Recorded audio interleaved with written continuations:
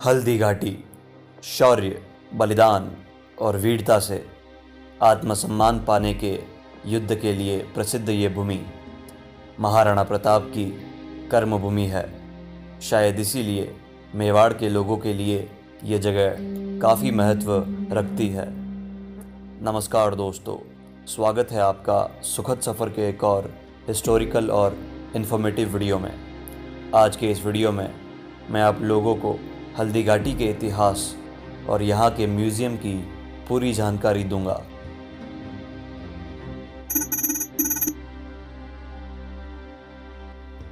वीर शिरोमणि महाराणा प्रताप और अकबर के बीच हुए 1576 के युद्ध के लिए प्रसिद्ध ये पावन धरा उदयपुर से करीब 45 किलोमीटर की दूरी पर मौजूद है।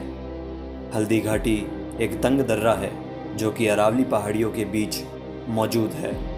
ये घाटी उदयपुर के गोगुंदा और राजसमंद के खमनोर की पहाड़ियों के बीच स्थित है। कहा जाता है कि इस युद्ध का नामकरण राजस्थान के सबसे पुराने इतिहासकार जेम्स टोड ने किया था। जेम्स टोड ने ही इस युद्ध का नाम हल्दी घाटी का युद्ध रखा था। अकबर ने कई बार राणा प्रताप को उसके अधीन होने के प्रस्ताव भेजे, लेकिन महाराणा ने हर बार प्रस्ताव को ठुकरा दिया। इसी वजह से हल्दी घाटी का युद्ध लड़ा गया था। अकबर की सेना के सामने अपनी छोटी सी सेना और छोटा राज्य होने के बावजूद मेवाड़ की स्वतंत्रता और स्वाभिमान की रक्षा के लिए महाराणा ने यह युद्ध लड़ा।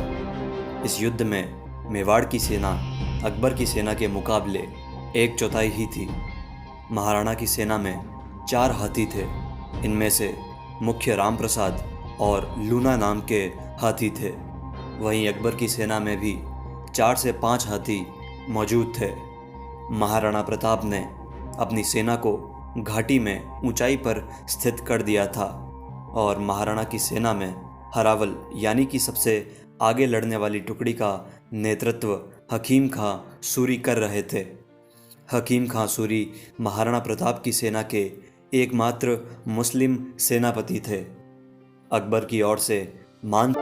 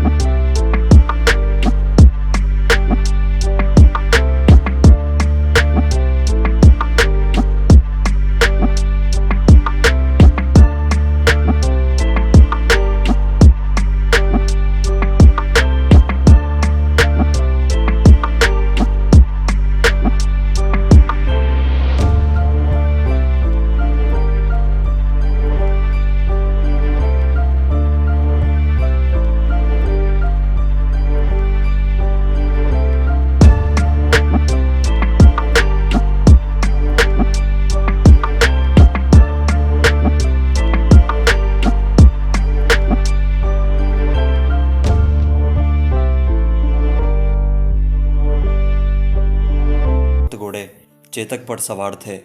चेतक ने अपने दोनों पैर हाथी के ऊपर रखे और महाराणा ने जोरदार भाले से वार किया। मानसिंह हाथी पर रखे हौदे में दुबक गया और भाले के वार से हाथी के महावत की मृत्यु हो गई। इसी दौरान हाथी की सूंड पर लगे खंजर से चेतक का एक पैर घायल हो गया। इसके बाद मुगल सेना से बहलोल खां महाराणा की ओर बढ़ा।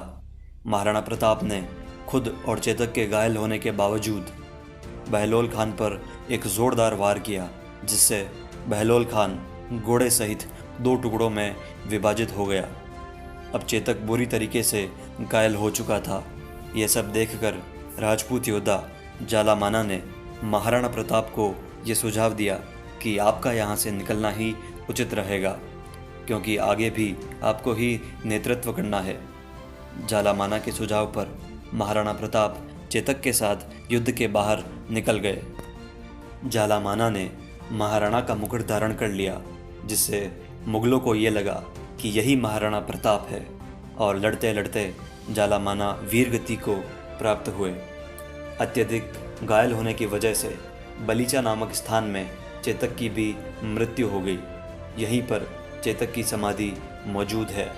इसके बाद महाराणा की ओर से भील सेना और उनका नेतृत्व कर रहे रणपुंजा ने मुगल सेना को अपने डेरे गोगुंदा तक खदेड़ दिया और सभी आने जाने वाले रास्तों को भी बंद कर दिया। इस वजह से वहां रसद की भारी कमी हुई और मुगल सेना को भारी नुकसान के साथ वहां से भागना पड़ा।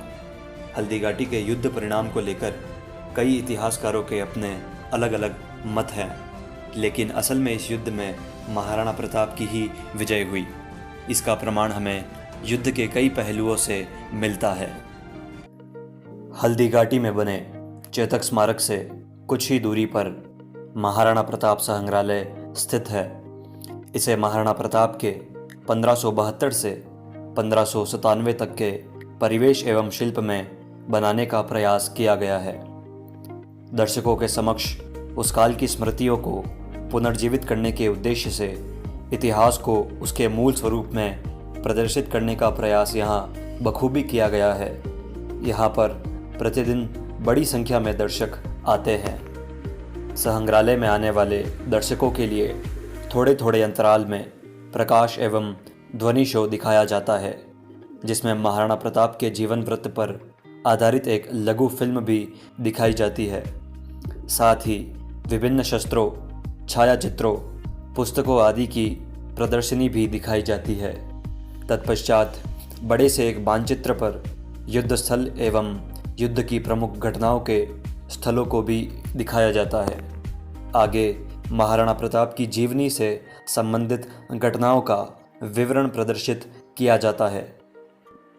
इस विवरण में पन्नाधाई के बलिदान की कहानी, महाराणा प्रताप का साथियों सहित युद्ध की तैयारी हेतु विचार विमर्श, राणा प्रताप का जंगल में निवास, घास की रोटी खाते हुए महाराणा प्रताप और हल्दीघाटी युद्ध के समय एक पांव से घायल चेतक का बलिदान आदि का प्रदर्शन किया जाता है।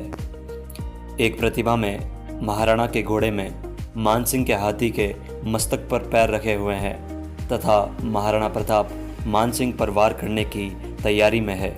हल्दीघाटी के युद्ध में महाराणा प्रताप का साथ देने वाले भील राजा, हकीम कांसूरी, राणा पुंजा, दानवीर भामाशाह आदि के चित्र भी प्रदर्शित किए गए हैं।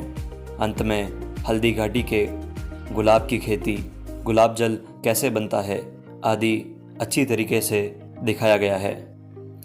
संग्रहालय के बाहर छोटा सा बाजार है, जहां हस्तशिल्प की वस्तुएं, पुस्तकें, चाय नाश्ता, गन्ने का रस, पारंपरिक पोशाकों में फोटोग्राफी, ऊंट तथा घोड़े की सवारी एवं नौकायान आदि की सुविधाएं उपलब्ध है। तो दोस्तों, हमें कमेंट करके ज़रूर बताएं कि आपको ये वीडियो कैसा लगा।